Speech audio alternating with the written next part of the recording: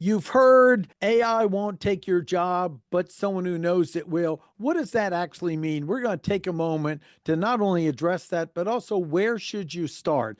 A lot of people are apprehensive, a lot are overwhelmed. Where should you start to dip your toe? And the key thing I want you to understand is it's not that you have to learn all of AI, but what you need to do is learn enough in the area you have personal expert knowledge in to push it to the boundaries so you know where its limitations are. Where does it fail? Where does it hallucinate? What are the limitations in the area you have expertise in? We talk about replacement and things like that.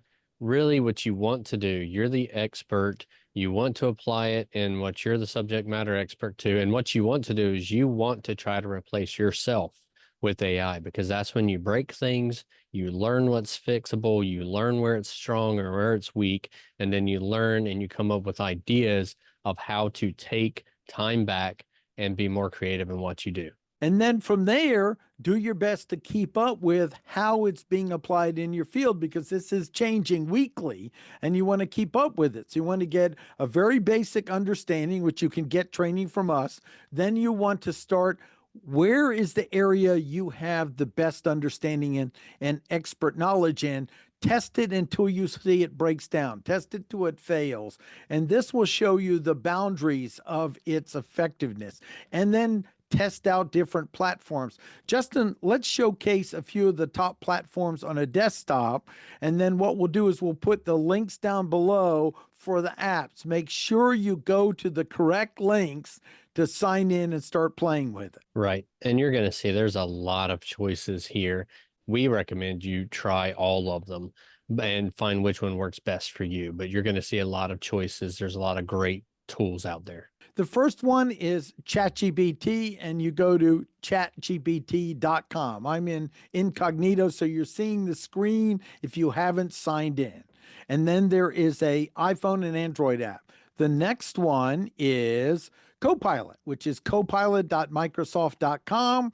And then to start using it, they all would like you to sign in. On most of these systems, you can either sign in with Google or your Microsoft email, or you can usually sign in by using an email and creating a password, whatever level you're comfortable with. From there, we've got Google Gemini.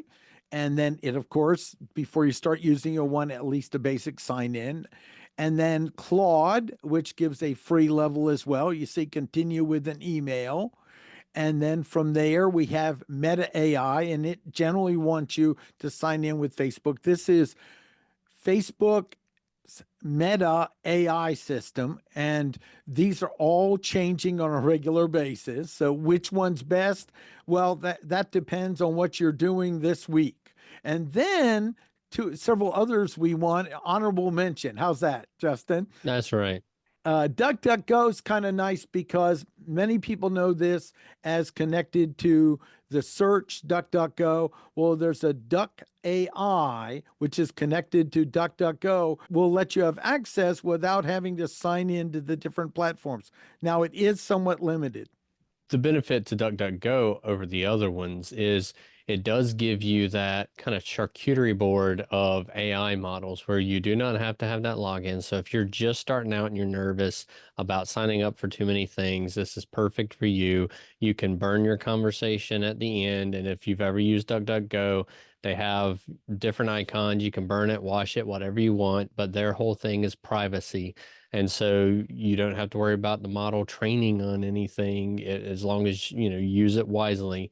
But it's a really good way to determine which one you might like prior to signing up. And then the next one you'll hear people are using this is one DuckDuckGo, I think, and Perplexity are trying to nip at Google search heels, and it has a free level and a paid level. A lot of people like this one because it's more designed to have a feel of a search engine and then cooking into a large language model with web access and references. So this is popular. All of them have a basic paid level and a free level to dip your toe with. And then, Justin, I'm going to go to the last, which some people love Twitter and some don't love it. And for the one $8 a year fee of the basic next level of Twitter right now, you get Grok 3 and its deep search. I think this might be one of the biggest bangs for the buck that isn't known. But again, this changes daily. But this is basically X or Twitter, Grok 3. I just did it, Justin, for someone wanting to come up with a bunch of ideas for marketing that was a marketing expert I've known for years. And he was so excited to see how he was going through different things and researching. All of them have these advanced methods, but we really want to just introduce these to you. Go to the link below in our video and we'll have the links to the different apps. Now, where do they start, Justin? I say with something simple. You've got 5 items in your refrigerator. Come up with some dishes. And if you notice it comes up with something that might be dangerous or not so smart, now you've learned something about it. Find a non-critical thing in life to play with that you might have some knowledge on.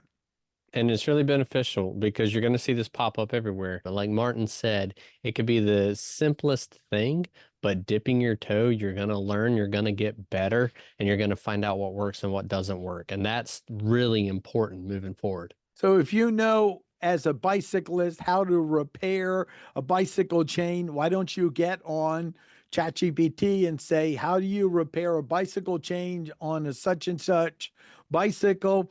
And then see how it does. Attempt real simple things that aren't critical, especially in your general life, that don't involve giving your private information or advanced data, and see what happens.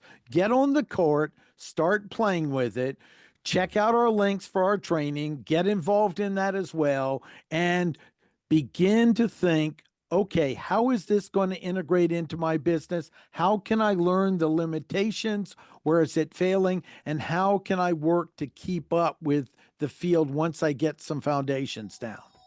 Check the links below. You'll see our training. Let us hear about how you're successful with this. Remember to click subscribe and the bell. Have a fantastic day. This is Martin Brossman And Dr. Justin Rose.